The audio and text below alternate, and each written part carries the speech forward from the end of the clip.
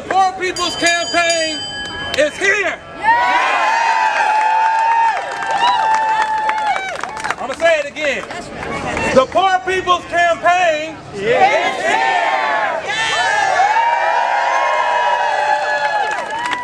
Now I'm going to do it because I'm a black man and I'm Baptist. I got to do things in threes. So I'm going to say it again.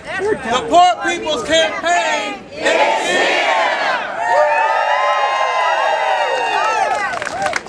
We are here because we have all committed to the ideals that we need to reshape this moral narrative. Yes. We need to bring attention to the plight of systematic racism. Yes. We need to do our part to repair the damage of ecological devastation, the attention violence to ecological devastation.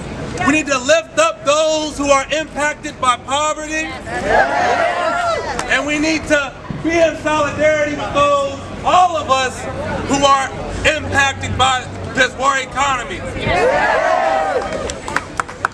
In doing this work, we have committed ourselves to reaching down and picking up the banner. Yes. Right. But we acknowledge that it is a blood-stained banner. That's right. That's right. Because on this banner is the blood, sweat, and tears, the life and the energy of so many other martyrs who have come before us, witnessing to the importance and the value of these issues. And so now it is our turn to pick up the bloodstained banner, to hoist that banner high, and to lift it so that the whole world can see, can hear, and can respond to the need that is before us. By picking up this banner, by leaning on this legacy that didn't just begin 50 years ago. Yes, 50 years ago the idea for the title of the Poor People's Campaign emerged. But we have had countless amounts of people who have been fighting for generations and generations to bring attention to the plight of the poor, to walk hand in hand with those who are disenfranchised and disinherited.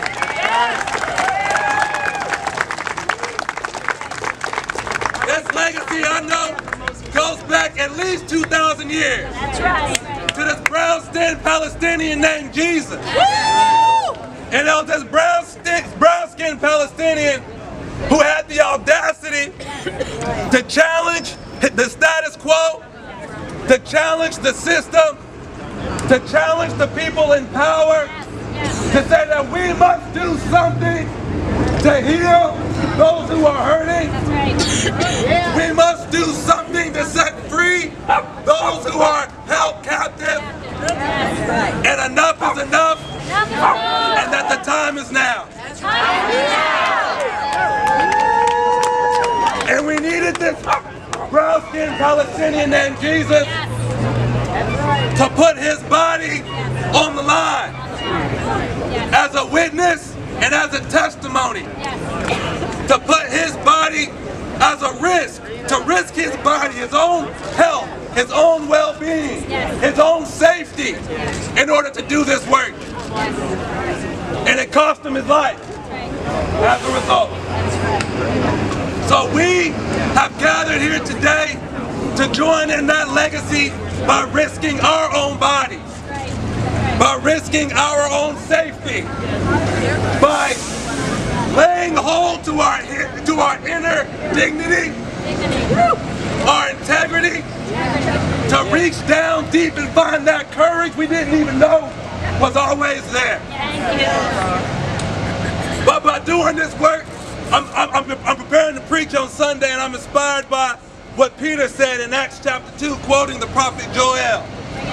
He said that in the last days, I will pour out my spirit on all people. Yes. On all people. All people. Now I've looked up what the word all means in Greek and in Hebrew, and guess what it means? All. It means all people.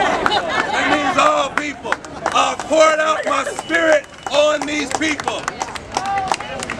All means all. All means all. And then Joel goes on to say that your young men and your young women will prophesy. Yes.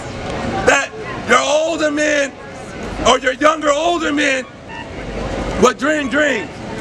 And that your older men would see visions. And so all of us here are a testament to that spirit being poured out on us. Yes. Which gives us the fire inside, that Holy Spirit fire, to continue this work day in, day out, week after week, for a season of 40 days that doesn't just stop at 40, but will go beyond and for years to come.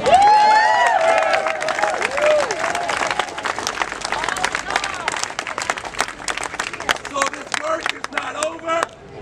This work is just beginning. We have risked our bodies. We have found that courage. We have claimed our deep humanity. We have claimed our intrinsic value. And we have said loud and clear that you will hear us. You will see us. And we will continue to come back until the necessary changes are made. And this way of life may lead us to jail. But at the end of the day, this is a way of life that we are doing because we know, not just because of what we are risking, but because we understand the value and its intrinsic rightness. Amen? Amen. So I'm going to close this out in prayer, and after this prayer, we're going to follow the lead of our theater-musicologist, our Pretty All Right band. Is that the name right? Yeah. Pretty good. Pretty good People's Choir. I'm from the South, so we say all right. But the Pretty Good People's Choir will lead us down Park Street, and once we get to the end of the street, we will continue to go out into the world, allowing our bodies to be that witness on behalf of the disinherited among us. And then we will come back to continue this work. There will be notifications sent out, so keep your eyes on your emails to let you know when and where the next action will be. We will be meeting this coming Wednesday as well. There will be information shared via email about where that meeting will be. You are all invited to attend in that meeting. So if you will all, to our Creator, by whatever name we know you, we give you thanks for this day that you have made. As a rabbi, Becky Silverstein reminded us, you have called us to rejoice in the day, but Lord, it is hard to rejoice when we continue to see so much hardship in the lives of our neighbors.